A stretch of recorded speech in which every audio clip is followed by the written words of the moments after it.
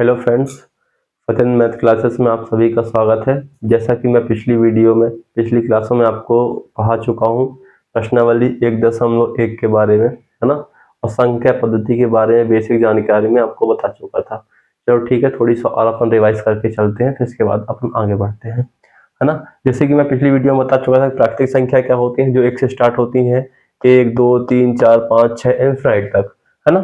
इसके बाद पूर्ण संख्या का क्या बताया था मैं, जो 0 से स्टार्ट होती है, 0 1 2 3 4 5 इनफाइनाइट तक। और पूर्णांक संख्या क्या होती है, पूर्णांक संख्या वैसी संख्याएं होती हैं जिनके अंदर अपन यहाँ पे माइनस वाली संख्या भी आ जाती है, नेगेटिव संख्या, -3 -2 +1 +2 0, ये सभी इनफिनाइट तक जाती है ना। परमेय संख्या क्या होती है, परमेय संख्या ऐसी संख्याएं होती हैं जो p/q के रूप में लिखी होती हैं, जैसे कि 1/2 3/2 -1/2 4 -3 0, ऐसी संख्याएं जो भी होती हैं वो कैसी संख्या कहलाती हैं, परमेय संख्या है। बाकी ये अपन यहाँ तक जान लिए थे। अब आगे अपन को अपरिमेय संख्याएं के बारे में जानना है। तो अपरिमेय संख्याएं क्या होती हैं, कहीं ना कहीं अपन समझ रहे हैं कि कोई ना कोई संख्याएं छूट रही हैं, जैसे कि रूट वाली कुछ संख्याएं हो गई, पाई हो गया, है ना। ऐसी संख्या क्या कहलाती हैं, अपरिमेय संख्या कहलाती है। देख लो एग्जांपल, अपरिमेय संख्या क्या होती हैं, जैसे कि √2 हो गया, √3 हो गया, √7 हो गया, √11 हो गया, √13 हो गया, पाई हो गया, डैश डैश। इसी टाइप की जो संख्याएं आती हैं, मतलब कि जैसे कि अपन ले लेते हैं √4। अगर ये √4 का भी अपन वर्गमूल निकालेंगे तो उसका आंसर क्या होगा, 2 होगा। तो 2 क्या एक अपरिमेय संख्या है? नहीं। कैसी संख्या है ये? एक परिमेय संख्या है। ओके, मतलब जिसको अपन परिमाप नहीं कर सकते हैं वैसी संख्या को हम क्या बोलेंगे, अपरिमेय संख्या। ओके, अब अपरिमेय संख्याएं और परिमेय संख्याओं के लिए हम मिला देते हैं, तो ऐसी संख्याओं को हम क्या कहते हैं, वास्तविक संख्या। क्या कहते हैं, वास्तविक संख्या। ओके, चलो ठीक है। इस बेसिक जानकारी के बेस पे आज हम 1.2 के प्रश्न क्रमांक 1 के सभी क्वेश्चन सॉल्व करते हैं। ओके, जैसा कि प्रश्न क्रमांक 1 का पहला बताया कि प्रत्येक अपरिमेय संख्या वास्तविक संख्या होती है क्या? प्रत्येक अपरिमेय संख्या क्या वास्तविक संख्या होती है क्या? यस। जैसे कि मैं आपको बताया कि सभी परिमेय संख्या और अपरिमेय संख्या मिलकर क्या बनाती हैं, वास्तविक संख्या में बनाती हैं, है ना। तो प्रत्येक अपरिमेय संख्या वास्तविक संख्या होती है। इसका आंसर क्या होगा, सत्य होगा। ओके, ठीक। अब देखो प्रश्न क्रमांक 1 का दूसरा क्वेश्चन क्या बोल रहा है, संख्या रेखा का प्रत्येक बिंदु √m के रूप का होता है जहां m एक प्राकृतिक संख्या होती है क्या? संख्या रेखा सबसे पहले अपन बना लेते हैं। ओके, संख्या रेखा बना लिए। संख्या रेखा में सभी टाइप की अपन संख्या रख देते हैं, जैसे कि मैं रख दिया √4, √2, 1 2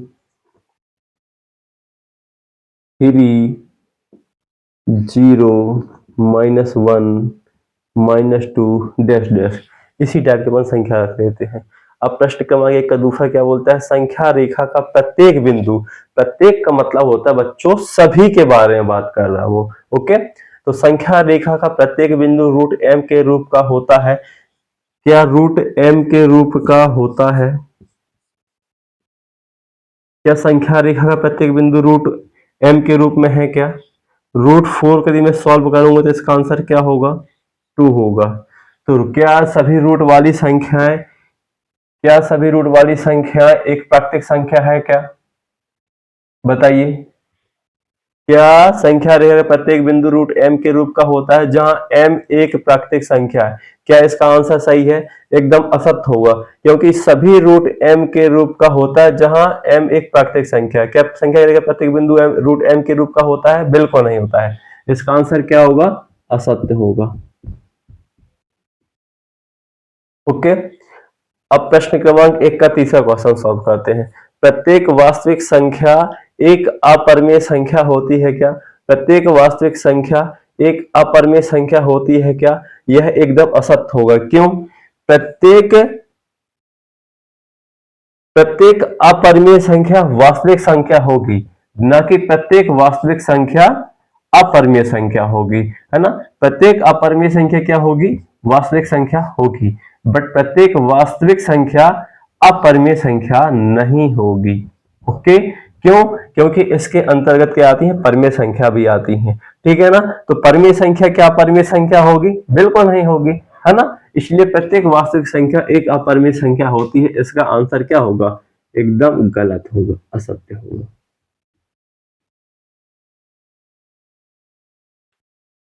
ठीक है ना। अब अपन प्रश्न क्रमांक दूसरा का सॉल्व करने की कोशिश करते हैं। ओके, आइए मिलकर अपन सॉल्व करते हैं। क्या सभी धनात्मक पूर्णांकों के वर्गमूल अपरिमेय होते हैं? क्या सभी धनात्मक पूर्णांकों के वर्गमूल अपरिमेय होते हैं क्या? अपन नहीं होते, एकदम नहीं हो सकते हैं। क्यों? क्योंकि चलो ठीक है, अपन एक पूर्णांक ले लेते हैं, है ना। क्या सभी धनात्मक पूर्णांकों के वर्गमूल, जैसे 4 ले लिए, √4 ले लिए। ओके, तो क्या बोल रहा है कि सभी पूर्णांकों के वर्गमूल अपरिमेय होते हैं क्या? √4 क्या अपरिमेय है? बिल्कुल नहीं है मेरे भाई। क्यों? क्योंकि √4 इसके भी अपन वर्गमूल करेंगे तो क्या आ जाएगा? 2 आ जाएगा। क्या ये अपरिमेय संख्या है? बिल्कुल नहीं है। कैसी संख्या है? ये एक परिमेय संख्या है ना। इसलिए अपन क्या बोलेंगे? क्या सभी धनात्मक पूर्णांकों के वर्गमूल अपरिमेय होते हैं? नहीं होते। क्या होते हैं? इसका आंसर क्या लिखेंगे? सबसे पहले अपन नहीं। ओके, फिर इसके बाद क्या बोले? यदि नहीं तो एक ऐसी संख्या के वर्गमूल का उदाहरण दीजिए। जैसा कि मैं आपको यहां बता चुका हूं, √4, है ना। √4 बराबर आप क्या लिख दोगे? 2। और 2 कैसी एक संख्या है? परिमेय संख्या है। ओके, जो एक परिमेय संख्या है, तो ये कैसी 2 है? एक परिमेय संख्या है, ठीक है ना। मैं आपको प्रॉपर सॉल्व करके दिखा रहा हूं। यहां पे ऐसे लिखना हल, और यहां पे लिख देना अपन को प्रश्नानुसार। प्रश्नानुसार के बाद आपको लिखना है नहीं, है ना, नहीं, और यहां लिख देना √4, √4 बराबर 2 और परिमेय संख्या। यही इसका आंसर है। ओके, प्रश्न 1.2 का तीसरे क्वेश्चन को सॉल्व करने की अपन कोशिश करते हैं।